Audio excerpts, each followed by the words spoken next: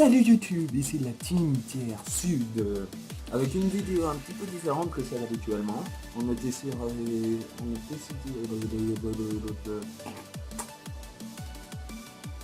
avec une vidéo un peu différente. On a décidé pour une fois sortir dehors, voir la lumière claire du soleil et de passer un bon moment.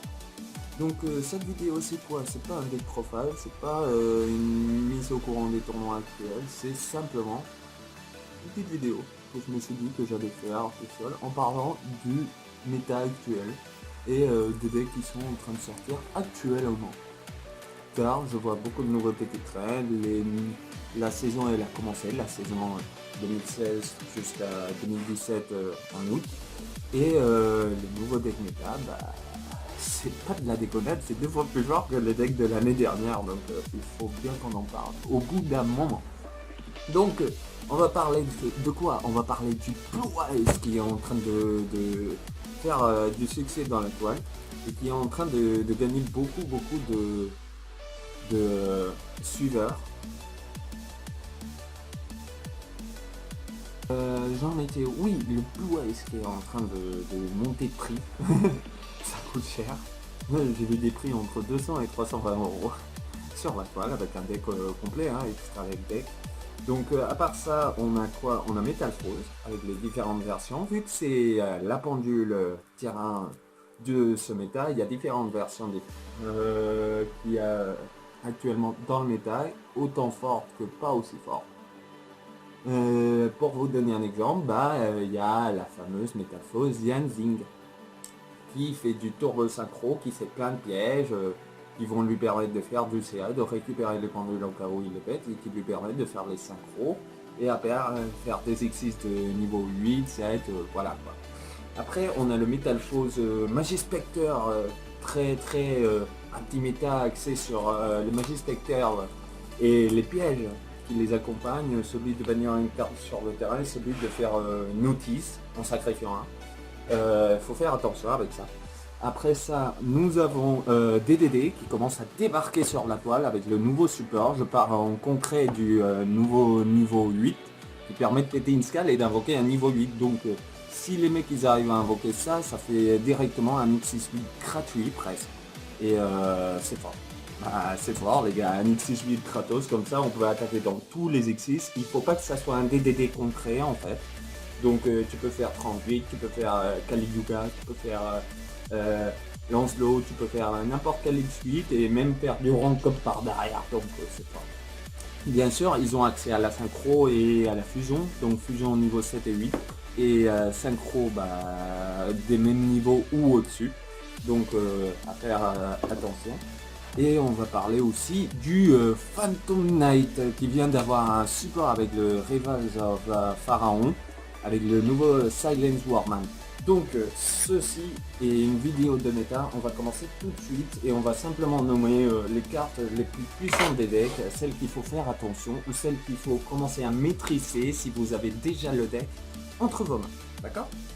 Donc Blue Eyes, carte la plus dangereuse les gars, sans déconner, la synchro, la grosse synchro, et oui, elle négate un effet de l'adversaire dans le cimetière. Déjà ça c'est bien, c'est super.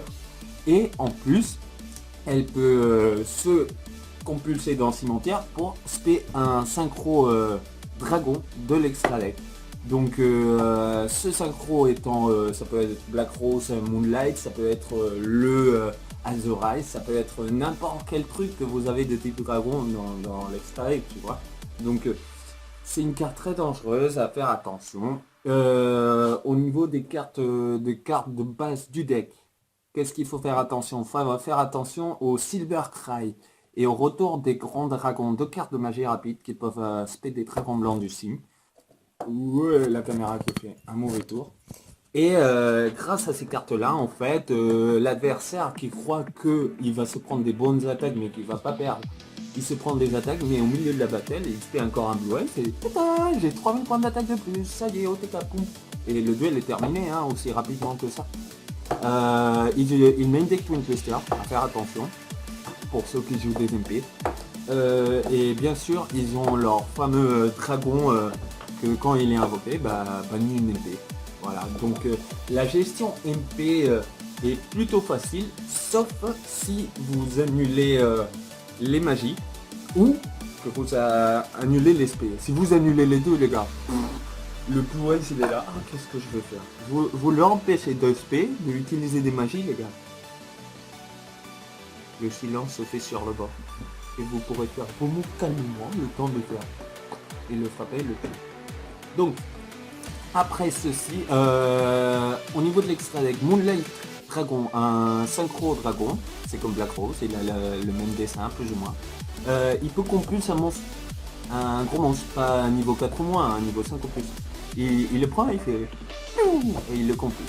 Donc faites attention parce que autant vous démerdez pour faire vos moves et invoquer un gros truc mais qui est compliqué à invoquer, et lui il fait synchro, pif, invoque Moonlight, et fait Moonlight, pouf, compulse, et au prochain tour il va vous faire le tarpin de mou, il va se faire 3 dragons du cimetière et OTK. Ok, donc ceci à faire très attention. On va passer maintenant au Metalphos si ça vous dérange pas. Donc Metalphos, qu'est-ce qu'ils ont de dangereux? Donc la version Yangzing bien sûr joue avec synchronique, tourne synchronique avec leur Yangzing.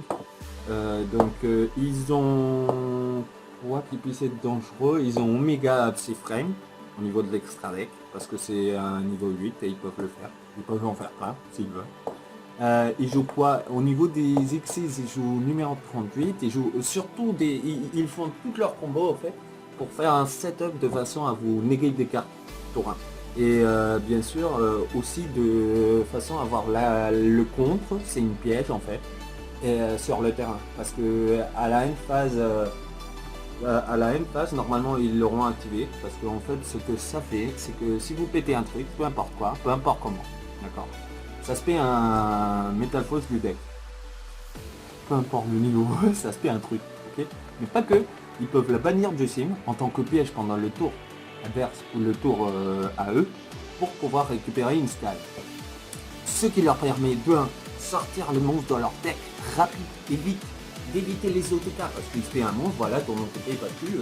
Surtout qu'ils ont un monstre niveau 7 à 2004, voilà, tu passes pas avec n'importe quoi qu'il y a dans le jeu actuellement. Et ça leur permet de récupérer les pendules de l'extra deck pour pouvoir remettre les scales, les gars. Tu peux pas leur laisser sans scale, sauf si t'as mis un parfum et tu leur dis. Non. Mais sinon, à part ça, qu'est-ce qu'on a d'autre dans le Metalphos actuellement? On a les Magispecteurs dangereux à eux-mêmes, Bumbuku qui tue tous les monstres, Kirin qui s'est pris la banlist parce que c'est trop fort, et même à limiter à 1 c'est trop fort, donc les gars, économie, accélérer la vitesse et... Donc Kirin en lui-même, qu'est-ce qu'il fait? Il compulse un monstre pendule, lui-même ou un autre, on s'en fout, et tu compulses un monstre de l'adversaire. Comme ça. En effet rapide, hein, pendant n'importe quel tour, pendant la battle, pendant que tu vas aux toilettes si tu veux, ou si... Il compulse un monstre. Voilà, un des siens, un des tiens. Donc le move classique c'est remonter Bumbuku pour pouvoir après le normal, après tout tour encore un et refaire pendule et tout pareil. Mais le fait d'avoir Kirin, le délire c'est qu'il va te compulser un truc. Et c'est pas facile à gérer parce que les Magispecteurs, on peut pas les détruire ni les cibler. Par effet. On peut pas détruire ni cibler, comme la mage des monarques, tu vois. Donc le Kirin, comment tu le gères? Il faut le sacrifier, faut faire en sorte de l'envoyer sans cibler. Faut faire en sorte de le faire trigger, mais que le mec il se dise je t'ai niqué, et que toi tu sois là, j'ai un move à côté et je vais te le faire. Voilà. Donc quoi d'autre? Ils ont la piège. Ils ont une piège, les gars. Sacrifie un Magispecteur, un magicien vent, c'est la condition de la piège, et il négative l'activation d'un effet ou une invocation spé. Que ça soit inhérent, synchro, X6, pendule, il te faut comme ça. Et il te renvoie. Donc non, ça passe pas. Donc ça c'est dangereux. À part ça, ils ont Tornado, la même condition activation, et ils bannissent une carte sur le terrain. Comme ça. Banni, ça revient plus. Donc dangereux aussi. À part ça, qu'est-ce qu'ils ont d'autre? Bien sûr, il y en a qui jouent avec l'engine Ignister Il joue avec les fusions aussi, la fusion qui protège l'escale et tout ça, tous les Dracoslayers et les Dracoseigneurs. Donc à faire très attention parce que Ignister c'est fort. Surtout si l'adversaire n'a plus de contre, tu renvoies une carte dans le deck, tu spé encore un truc du deck, tu refais des trucs. Et après toute la combo, bah, tu fais une X6 avec la fusion et la synchro et tu fais une X6 8. C'est war ça, c'est bien. Donc Metalphos à faire très attention. Actuellement j'ai vu des builds dans lesquelles il m'a indiqué un monstre en fait. C'était un petit magicien de niveau 3 qui dicte que aucun joueur ne peut invoquer esprit. Il me montre cette carte et face tout. Niveau 3 les gars. Les mecs ils peuvent le normal fidole. Et ça leur dérange pas parce qu'à leur tour ils ont plus qu'à faire effet de l'escale, je pète mon truc, ils dégagent et je set une piège et je reprends de l'huile et... Donc à faire très attention et à essayer de réfléchir pour un monstre comme ça. Est-ce que j'ai oublié un truc? Oui, le Metalphos PP, ceux qui jouent avec les Performapal et les Odice, ils ont accès à Odice Fusion. On parle d'Odice Fusion, on parle obligatoirement de Vortex. Donc faites très attention à ça parce que monsieur, j'arrive sur le terrain, je compulse un truc, plus je négate une carte une fois par tour en renvoyant une carte de l'extra deck dans le deck, c'est fort. Donc c'est un negate gratuit par tour. Donc très attention à ça. Quoi d'autre? Nous allons passer à Phantom Knight. Bon, avant on parlait de BA Phantom Knight. Maintenant on peut parler de BA Phantom Knight et Silent aussi. Parce que les Silent Warman sont sortis. Donc l'archétype Silent Warman qui existe depuis un bon moment, il y avait le niveau 3, 5, 7, voilà. Leur méthodologie était, leur effet était en fait d'annuler des magies. Que ça soit une, que ça soit toutes, que ça soit... voilà.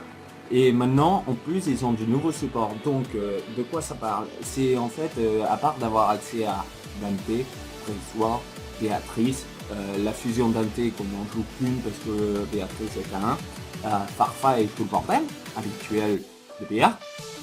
Maintenant, en plus, ils ont les Silent Swarman qui négate une magie par tour. D'accord? Ça, c'est un monstre niveau 4. En fait, tu n'as plus qu'à virer un Phantom Knight de ton terrain. Tu le vires, tu le sacrifies pour invoquer SP ton monstre, le nouveau monstre, qui est niveau 4, qui a dans les 1007-1008 d'attaque. Donc, c'est pas une merde. Okay. Et ce monstre-là, il négate une carte partout. Une carte magie, mon gars. Partout. C'est écrit sur la carte. Je négate une maudite carte magie partout. Donc, Béatrice négate une magie par tour, plus je l'épée mon gars. Vas-y, come at me bitch. T'imagines? Voilà, ça devient de... On leur a viré des Béatrices, mais ça devient de plus en plus fort. Donc il faut faire très attention à ça. À côté de ça, on va recevoir du nouveau support pour Psyframe. Dans le Venom qui va sortir, là, le prochain. On a reçu... quoi d'autre en parlant de bon, je crois que j'ai plus ou moins tout nommé. Bon, si vous croyez que j'ai oublié de nommer quelque chose pour la prochaine vidéo ou quoi, mettez-le en commentaire. Si vous avez des questions, vous le mettez en commentaire aussi. Et n'oubliez pas de like et de faire un petit partage pour faire un petit peu monter la chaîne, parce que là le méta il va changer et on a chaque fois plus de monde. Je vais vous faire une petite minute d'infos sur la Ligue FR, qui est en fait une ligue, un groupe qui s'est ouvert sur Facebook, dans lequel en fait on organise des tournois sur Skype, sur Dev Pro, sur Yubi Pro, au moins sur les serveurs qui sont actuellement qui remarchent. Et ce qu'on fait, on a un système de points et de classement. Et à part les tournois avec des prix à la fin, des prix à la clé, genre 10 € sur TCG Market, de booster, voilà des trucs comme ça. On essaye de conseiller les gens, de faire des deck profiles, de montrer comment le méta marche. Et bien sûr de faire des vidéos et du suivi des actualités Yu-Gi-Oh! Donc si vous voulez, c'est la Ligue FR Yu-Gi-Oh! pour regarder sur Facebook.